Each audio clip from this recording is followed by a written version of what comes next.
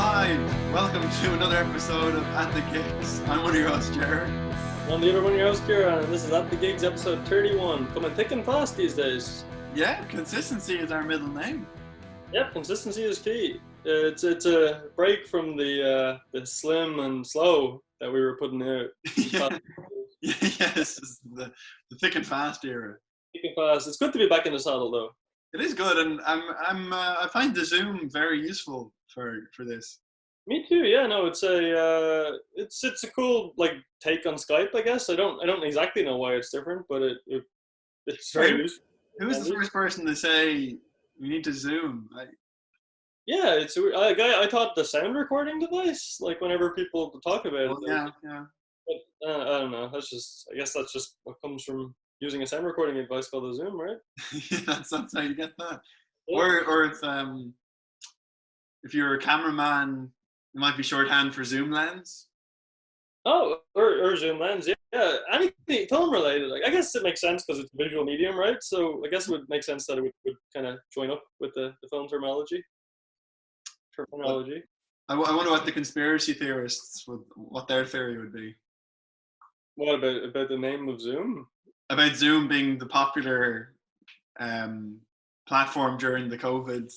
Probably, I don't know, funded by Deep State. I don't know what they would say, but yeah, that's what they'd say.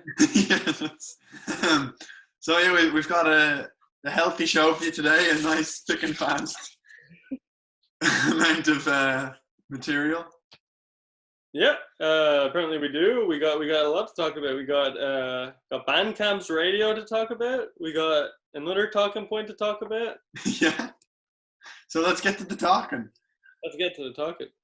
Well, our first talking point is going to be Record Store Day has now announced that it will be taking place on August 29th, September 26th, and October 24th. And that's 3 Saturdays. So it's the first time ever it's taking place over 3 days.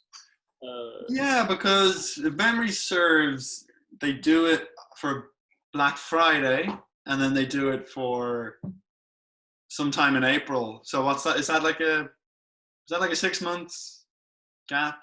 Yeah, November to April. It feels like 6 months, I guess. Yeah. Yeah, it must be. Yeah. Yeah, and it's cool. That's definitely something I'm grateful for, that I got to work during a Record Store Day. Yeah, it's pretty cool. Like the fandom, you really see it full on, and some things just go so fast, and then other things stick around. Like the Police released it was the 40th anniversary of Message in the Bottle, a 45. Mm-hmm. So I really wanted that, and then I even got one reserved, but then there was like 20 still left by the end of the day. Yeah, that's disappointing, right? When you I remember, when you create like demand in your head that isn't there. I remember when the Simpsons movie came out, the day before it, I bought my ticket to it because I was sure it must sell out, surely. And you're there in an empty cinema and shit, and it's just like, what's the point of that? Yeah, I used to love that rush of will it be sold out, but I haven't had much trouble with the cinema in a long time. Yeah. I guess there's so many showings over the course of the day, unless it's like a festival screening or whatever, And then on the flip side, albums certainly aren't selling out these days. What sells out? Nothing sells out, right?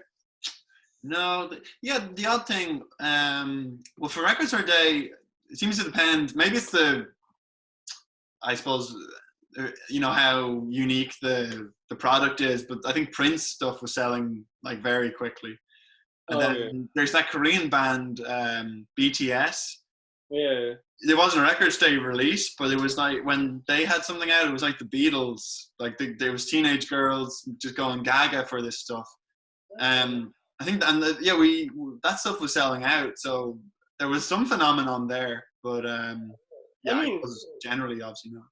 If it encourages a demographic that would probably just consume music through streaming services, whatever, to buy albums again, that's good. Yeah, no, it was actually really it was really touching just to see all these kids that were so invested in it, and and these bands are clearly active online, but they're able to to combine their social media sort of intangible part of their career with actual hard copy, very elaborately designed. I think that's another selling point. They're kind of unique, collectible Yeah, packages. I think they're even different colors, but the music isn't different. So you have some kids getting 4 of the same thing, but it's categorized differently. But yeah. marketing genius.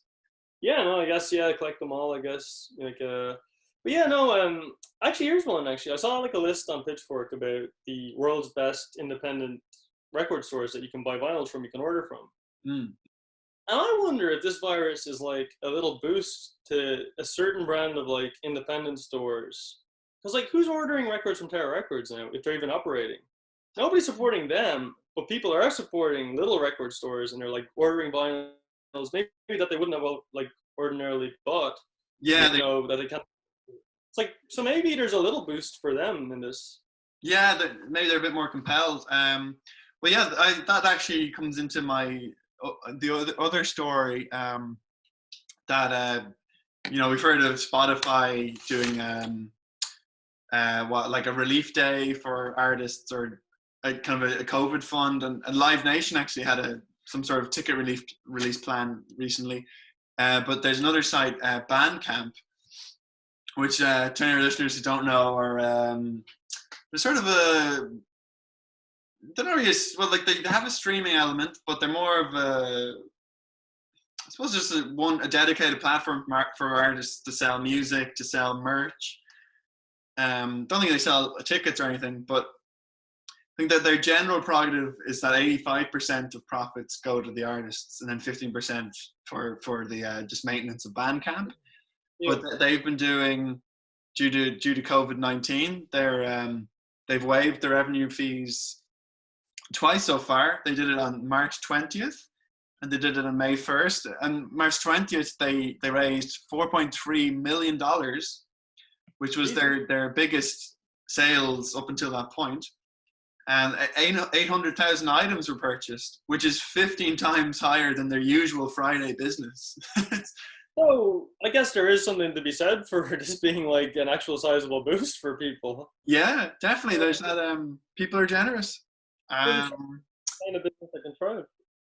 They actually had a recent one, May 1st, and yeah, it's for 24 hours. There'll be another 2 Fridays they're doing it.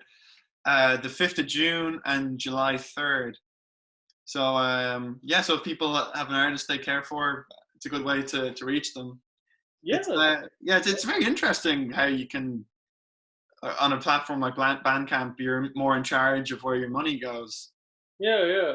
No, that is cool. Do you get to actually dictate? Are you familiar with the game site Humble Bundle? Only just through word of mouth. I haven't been on the site though. So you get to basically, you can pay the minimum, which could be $1, and you get like a certain amount. You can pay $8, a certain amount. Essentially, you pay whatever you want, but you can use like a scale to say how much Humble Bundle get, how much the creators get, and how much a charity. You can like deposit your money. Interesting. It's not that literal on Bandcamp, is it? I don't think so. I haven't made a purchase because I'm a piece of shit. But maybe we do. Maybe at the gig support an artist. Yeah, maybe. I would recommend they have a radio channel, which is good. It's well designed, where it shows you what song is playing in the radio, and then you could buy the song. But that's like a 3-hour show. It's good. It's. I mean, I suppose it's not esoteric because it's available to everyone. But some of the artists, it's like, and that was Flim Flam with the Wabs, and you're like, I don't know any of it. Like, it seems like a radio channel from outer space. You're like, I don't know any of these artists at all. Yeah. So this is what Bandcamp is. Their records, or their radio show. Yeah, they do. That's one of their things. It's kind of obscure, you're saying. Sorry. It's kind of obscure. Yeah, it's they wouldn't be playing the Rolling Stones or anything. I suppose it's just Bandcamp artists, but it's not like the D list of music. Music isn't really like that, but it's a good channel for, I suppose. Yeah, like I love my classic rock, but I suppose it's a good avenue for listening to kind of a broader range of stuff as well. Yeah, no, no, totally. As well, like I guess there's no small time artists these days with the internet being a democratizer. So it's be cool to Yeah. see for us. Actually, I just noticed here. Have you heard about this? The first socially distanced concert is set to take place in Oh, Missouri on May 18th, I believe. Oh wait, May 15th, actually. oh, that's very soon. Very, very soon. And they have reduced seating capacity by 80%. So the tickets just cost way more. You can buy tickets only in blocks, ideally up to 12. And there's pods that you sit in while you watch the concert. It is by the band Travis McCready. You ever hear of Travis McCready? No, no. Yeah, but anyway, so this is maybe a little insight into how the future of music takes place in all this. There's going to be concert pods where people of 12 can buy like a pod. 2 to 12 can buy like a pod, and you can. I think the less of you are, the more you pay. So Wow. I don't know. Would you be up for a concert in that circumstance, or do you think it would take you out of the live music kind of Yeah, I feeling? feel a bit rigid, like I can't relax. Yeah, like Maybe it's a yeah, novelty, but yeah, yeah. I mean, I don't know. It's almost like I want it all or nothing. Like I don't like I want like a live concert where anything goes or nothing at all. I don't want like a kind of hampered version. But I guess we're probably going to get a hampered version. Like it's probably what the future looks like. A yeah, sterile concert environment. yeah, or paying for someone to stream. Oh God, yeah, no, not into that at all. But yeah, no, that'd be a scary future though. Yeah, we'll have to wait and see. So Rage Against the Machine pulled out of Electric Picnic. Yeah, they did, which Even is if Electric Picnic hasn't pulled out of Electric Picnic. yeah, like how are they supposed to go ahead without like is it literally going to be a bare bones lineup? Like, are they going to go ahead even if all the headliners pull out, even if everybody pulls Yeah. out? You can't go ahead with just fucking I don't know another 9 DJ set or whatever. No, God no. Yeah, go ahead. No. That's the only thing hanging around. We want to protect people, not harm them. Yeah, well, there's no protection of that. But yeah, like it's weird. Like I think it signals it. Maybe it's a little. I think if I was a musician like of that stature and a festival was depending on me, I think maybe I'd coordinate with the festival to make like an announcement together about it being called off instead of just like it kind of makes the festival look foolish, right? Yeah, yeah. I was wondering, like, if they go ahead and something goes wrong, is it just too risky to even put anything on for your reputation? Yeah, because like I don't know. I think they kind of owe something for each other, and they should maybe like I think first of all the festival just can't go ahead, right? Yeah, At least not as it is. And then like, are you going to ask like half of your fans to give money back so you can do socially distanced seatings? yeah, like it's You're not not workable. already been sold, so I don't know how it works. I don't know how to get out of this. Yeah, I mean, if everything else is 2021, and like just because the lockdown is till August, why would 3 days later like there be a huge Yeah, festival? yeah, all of a sudden, yeah. Like I mean, I think it's an extremely slow rollout. Like if you can't, go to a pub in until August 10th or whatever. And even then, it's like an extremely weird version of a pub. You're not going to be able to be there with like 50,000 people. No, no. Somewhere else. I don't know. Yeah, Yeah, no. Where? I was just imagining if all this hit during festival season and people were surrounded by thousands of people. Yeah, I wonder what would have yeah. happened. I think it might bring out the worst side of like when it hit in America and there was a bunch of kids on spring break and did you see this footage? And they were like, "We're partying on spring break anyway." We And don't care. it's like I think if this happened in festival season, we would see like just the worst of humanity. Like we just see people like offered refunds and being like, "No, I can go to this. I'm going to this," and just spreading it way worse. And Yeah, like 50,000 infected people going back home to the. Oh my god. oh god, that is right. I don't know. Yeah, no. At least it didn't happen during festival season. Yeah, God. Will there won't be another fucking festival season again? Like, whoa. Yeah, there'd be Again, nothing. I don't want to imagine 2021. Like, everything's wrong? gonna be so scarred by 2020. There's a machine I believe they're proposed in Chinese airports at least, and it's like you walk into it. I don't know if it sprays you down. I don't know what it does, but it like kills 99.9% of germs. Great. But I don't think that's the same thing as curing the coronavirus, because like it's obviously inside you. So I guess it kills any potential of you passing it on, or like if you had it in your hands and you haven't yet ingested the virus or whatever. Yeah. But maybe this is a normal thing. Maybe this is installed at concert venues. Maybe people have to walk through this fucking thing every time they go places. Yeah. God, it's gonna have an effect like X-rays. Yeah. Yeah, it's like airport security now for the whole, like just for everything now. Yeah. That's what life is now. Yeah, until we all have a wristband that says we're clear, I don't know when there'll be peace of mind. Yeah. I mean, yeah. I think, I do wonder what like the paranoia will be like lasting like long after this, because like I could see myself, if everybody's happy to say like, it's gone or whatever. Like it's not going to play in the back of my mind or whatever. I think I'll just be grateful for the world to be back in order. But Yeah. I wonder, will there be like lingering paranoia? Like, will concerts not go ahead because there's not enough interest in going to live events? Or Yeah, people say that about the movie theaters, but I can't stand those assholes who talk about, I have a big TV at home. Like, yeah, it's not. I don't know, maybe we're fringe people, but I don't know if I've ever enjoyed a movie at home to any level of the cinema. No, it's I guess for an audiophile, I guess it's akin to having like a vinyl versus, or even seeing like a live concert versus like, yeah. It's an attention capture, like you're locked with something and like it's the whole theatricalness of it all, and you buy your popcorn, like watch your movies. Exactly.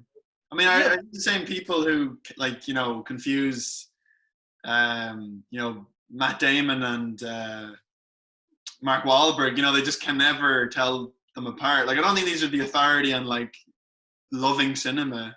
They're just they're just schlubs who don't care about what they're watching. Like, no effort to learn the subtle nuances between Damon and Wahlberg. Well, that was So there's my elitist streak gone.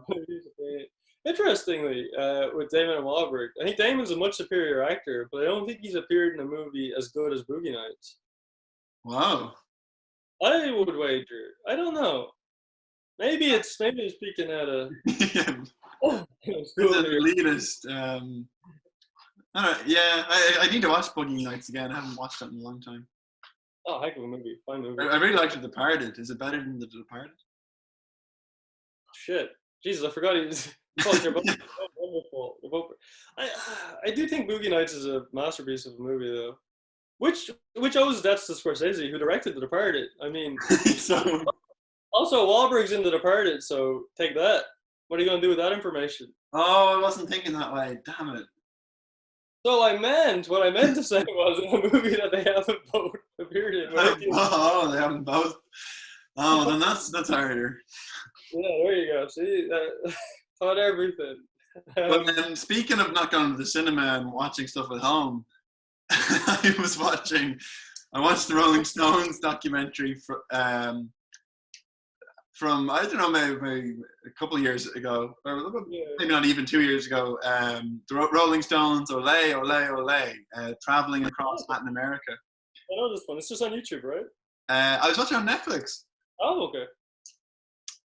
But it was good. It was insightful. It was just about their Latin American tour and how there's a lot of countries that had dictatorships where rock and roll was seen as a rebellion to the point of you be thrown in jail, and kind of the centerpiece of it is them waiting to play in Cuba because Obama lifts restrictions for the first time, and just the logistics of playing somewhere that's not used to rock concerts. But it was insightful. It's a bit of a puff piece, it's easygoing, feel good, on the road documentary, but. It's amazing seeing the Stones, and I was kind of tripping out, God, these guys are so old. It is like watching like a living piece of history, I guess, right? Yeah, it's amazing. how they're still there. I find it a comfort that the Rolling Stones still exist. Yeah, me too. It is weird to think that like I guess they must sincerely love it after all these years, which is also just like it's a nice thing to Yeah, take. yeah, it must be just a rush. Like some of it's so funny. See Keith Richards playing, and I don't know. It's like he's not really. Well, that's his appeal. He's not very like anal about it, but like Yeah. he just has this vibe where it's like, what is he even playing? But everyone's going crazy. Yeah, yeah, no, just an effortlessly cool man. It's weird, because you say, it's a puff piece or whatever. They have, it's nice that they have some kind of lighter-hearted concert docs, because I guess their other ones are a little bit. Did you ever hear about the unreleased one? No. Oh shit, yeah, there's an unreleased Rolling Stones doc with like footage of them snorting heroin and chicks and lots of things in it and everything. It's called Cocksucker Blues, I think, and apparently it can be found online if people like. I think you can download it. I don't know if that's a thing, but yeah. And then the other one, the one that was actually released, "Give Me Shelter," about the Altamont concert, at the stabbing. Yeah, that's horrible. What the hell's Angels? Nice that they moved on to puff piece docs after like such Yeah, keep it hardcore. Yeah, and I'll give us a puff piece. We're elders now, so we'll do a puff piece. But yeah, no, I'd like to watch it in its entirety. That'd be good. Yeah, no, it's really good. It's there's an interesting part where in Argentina there's this sect called the Rolingas, which are just like Rolling Stone fans, but they made it sound really tribal, like it just to wear the T-shirt. It's like this huge statement, and like they're like it's a subculture. It was like Mad Max almost. Like we're the Rolling Stone clan. That's interesting. Kind of like the Pearl Jam Europe fan clan. Yeah, like it's so intense. Like yeah. No, that's interesting that there's a fan base that's more than just a fan base. I guess it's like a whole identity for them. Yeah, but it was cool. It was so revealing seeing countries that really like rock and roll was so vital to rebellion and freedom that it was like so overwhelming to them to be seeing these bands. Yeah. Well, that's what they edited in anyway. I don't know what they. Yeah, they didn't show the people that are like this fucking rock music. Yeah. No interest in seeing rock. Yeah. I got mugged by a Rolinga. They got mugged by a Rolinga, the Stones. No. I mean, like, on the floor, the other Cubans were. Yeah, the ones that were victims of the Rolinga's, tyranny for a long, long time. But that's cool. Yeah, do you feel like part of any like fan group, like in a broader sense? Yeah, I always feel like I always feel like a know-it-all and no one's good enough. Yeah, I get you. Yeah, like the Metallica family, they're not my family. I know about Metallica. That's they just bought a plane ticket just to see. I was plussed by the Pearl Jam community in Rome. Now that was it is a beautiful thing. No, that was jarring and just so inviting as well. Like we couldn't have landed in a better spot. We just randomly we didn't know they were there. We just found the Pearl Jam community. Yeah, that was really fantastic to be in that pod, unlike the pods nowadays that are 12 people in it. Well, yeah, that was just the point of Pearl Jam fans just not observing social distancing, not needing to observe social distancing. But yeah, I know. I always admire those people that follow a band, but how do they do that? Is that just credit card debt? Like, yeah, I don't know. Like, there's this running gag back when they had back when fans could attend events. But there's this fan and his mother that attended every single WWE event, and they sat in the same exact spot. Yeah. So like on camera, you could see him it got distracting after a while. It's just like it's that guy again. Like they're in a different city, wildly different city. But like this is like 52 weeks a year, and it's like always. Yeah. How do you afford this? But yeah, like I don't know how fans travel with a band like all around Europe or whatever on an American tour. Yeah. How can you afford to do it? Yeah. Maybe it was easier before tickets were like €200, but yeah, well, that too, I guess. Yeah, God, imagine like sinking in like €1,500 to a tour or something. Not to mention the travel and the accommodation and I don't know. That's why like a roadie is a good gig, I guess. Because you can see the band, but Yeah, but you're probably fed up, right? Of just lifting shit and all day. Yeah, prepping for the Well, town. yeah, well, I suppose that the other part of the Stones that I felt connected with was when I worked at the Croke Park gig. It was cool meeting guys that like have worked with the Stones a ton. Like you're not really, you're not in the inner circle on any level. It's amusing how strategic it is because when they were playing, I was under the stage, so you could hear Charlie Watts drums, and that was pretty cool. I mean, it's not really as cool. Like I would still rather just see them. I don't care that I'm like under it. You know, I'm not. Yeah, I'd rather just be in the the crowd's audience. looking But at you. hmm? It's almost like the crowd's looking at you, but they just can't see you. Yeah, they're They're all. almost cheering for me.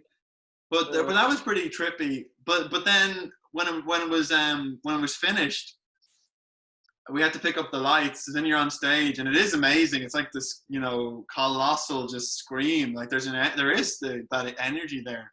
So But you got to be on the stage with the crowd there.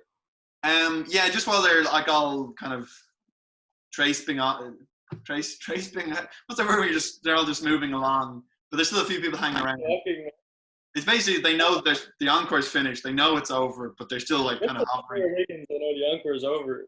Yeah, so but there's a rush to that, but I still didn't see the band. Like they do it intentionally, but whichever way they exit, you can just, I think I saw someone's jacket, like Yeah, just like swipe past you. yeah, some like, you know, shiny thing, but it could have been Mick Jagger's, but I never really saw them. Isn't it weird to like facilitate their, like, I mean, like, I don't know how big of a part you were in facilitating the whole thing. It wasn't. But still, like, it's weird to not even get a hello. But at the same time, I guess they're working with different people every night. They can't introduce themselves to every single fucking member of the crew. No. There's all these levels to it. Like by the time they're doing a sound check, like all those plebs are gone. There's like Yeah. you know, kind of a closed thing. But the same with Billy Joel, like you get close enough to where you're like by the drum kit when it's over Yeah. to take that off. But there's like a limousine to pick him up, but it's perfectly parked where you just never see the bodies. You just see it open and leave. You know, it's, you know, they don't want a wacko going over and shooting them, but No, like, it makes total sense, I guess. Yeah, especially since, like, you know, on a night-to-night basis, they have to go through that every night. So like, you need the security, I guess. yeah, but it's cool. The operation, it's like a military operation. I'd say that being a roadie would be. I suppose it is. It's kind of the closest you can get to kind of you know, I suppose war games, like, you know, flying to a different country, having an operation, setting it up, Yeah. getting No, equipment, and yeah, I suppose that there's that appealing side to it. and like they fly in their, I guess they have the same stage design for each country on the tour, right? So I guess Yeah, so that I think that's just packed up and trucked and. crazy shit. Yeah, no, it seems like a big operation. It's weird that they do it on a nightly basis. Like, it's just a lot, right? Not nightly, but every other night, I guess. Yeah, that's the thing. I think if you're big enough, you can take breaks, but it's harder for bands that have to just keep just going. There's no 2 days off. I mean, not anymore with Bandcamp's generous initiatives. $1 trillion they saw none of. That's a shame that Bandcamp didn't get to see any of that money on their most profitable day ever. But Bandcamp now. Was that their least profitable day ever? The irony is the artist's most profitable day ever was Bandcamp. Like, maybe Bandcamp go out of business and all this. What happens then? And the artists buy it and take over, and then it starts the cycle again. Yeah, that is just, yeah. But this time there's 1 day a year for the staff of Bandcamp to get paid. To get paid.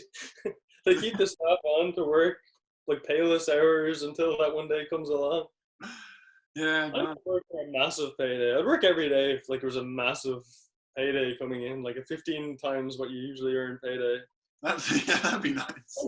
That'd be nice. I won't pay you now, but There's one day coming this year. It's pretty big. But yeah. Who are the Record Day ambassadors this year, by the way? Just to go back to that. Oh God, I actually didn't dive deep enough. What is an ambassador like? A celebrity type would do it? I think they get like a special release or something like that. Record Day Ambassador 2020. Because I know, yeah, Pearl Jam are either this year or Brandy Carlisle has been named the Record Day 2020 ambassador. I know the name. I don't know anything about her. No, I don't know her myself. Huh. Yeah, Pearl Jam were 2019 the ambassadors. I think you get like a special release or something and it's just you tweet about it. I don't know, like a sponsorship thing or something.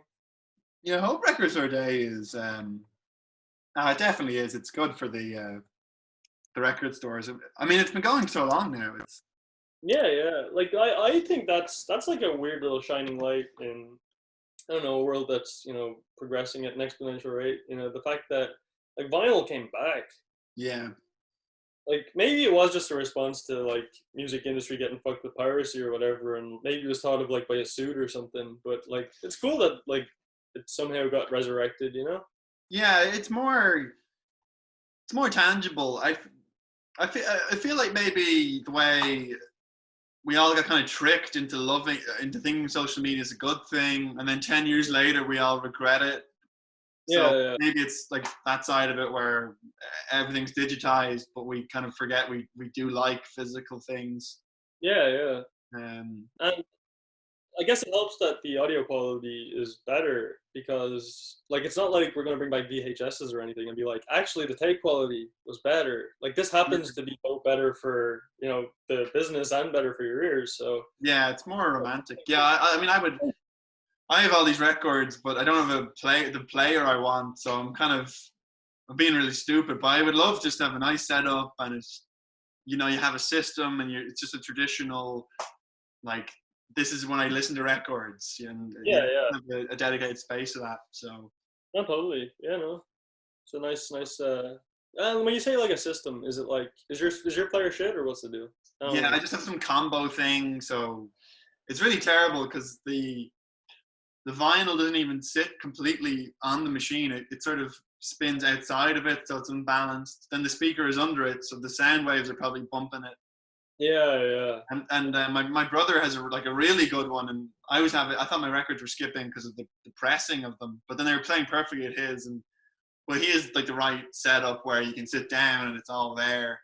Yeah. Until that day, I'm probably like it won't be right. But if you can get that, like, that would be great. It would be amazing. That'd be fun. That's a dream. One day I'll have a room that plays records. So the sounds of Mark Juliana are blasting at a high quality in your brother's house. Yeah, he goes like, "Oh yeah, it's like I'm at an MDMA party." I'm like, that's hilarious. good music, eh? Yeah, but no, that's what other talking points we got? Is that all our talking points? That's pretty healthy. Like, it seems like a lot of talking points. I actually don't have a song of the week because we do these at such a rapid pace. I can't listen quick enough. Time for months. Not able to listen. So you got a song that you'd like to recommend to the folks this week? I'd love to bail you out, buddy, but I don't have one either. I've just been enjoying the Bandcamp thing, but it's just I haven't zoned in on one song at all this week. Jesus, the first song of the week this week. Although we probably didn't do it in the early episodes either, I can't imagine. No. I don't think we had the foresight to tag bands and all that stuff, but way back then. Yeah. I don't know. Yeah, I can't think of anything. We could leave them they could read a book this week instead of listening to music. I don't know. Why don't we flip it? Why don't they give us a song of the week? Yeah, and use the hashtag on Twitter at the gigs. and the most voted for comment will get a free copy of Hardwired to Self-Destruct on CD. We'll do it as long as somebody hasn't retroactively entered that competition from. Actually, let's formally close that competition. I don't know what episode it was in. The one where we tried to give away a CD but nobody wanted it. It's on tape. It's on the record now. Competition's over. Competition is closed. The lines have one now. You never will. Oh, we could have put like a little title. You know the way it's always like not available in the Republic of Ireland. So, like, yeah. We could do that to the rest. Not available in the UK or whatever. But seriously though, our UK listeners are valued. Everybody's valued. Yeah.